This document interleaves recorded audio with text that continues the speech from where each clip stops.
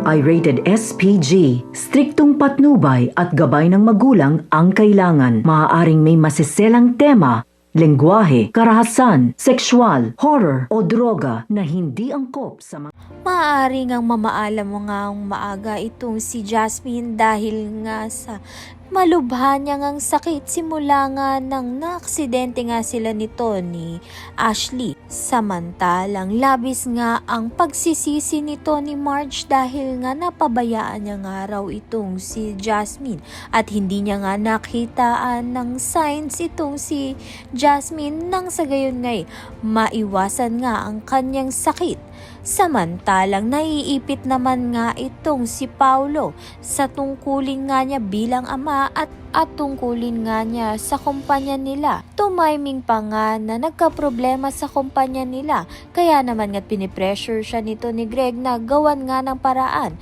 Subalit kailangan nga siya ng kanyang anak na si Jasmine. Hindi naman nga kaya ni Marge mag-isa yun. Kaya naman nga yan at iba pa ang dapat nating pakaabangan.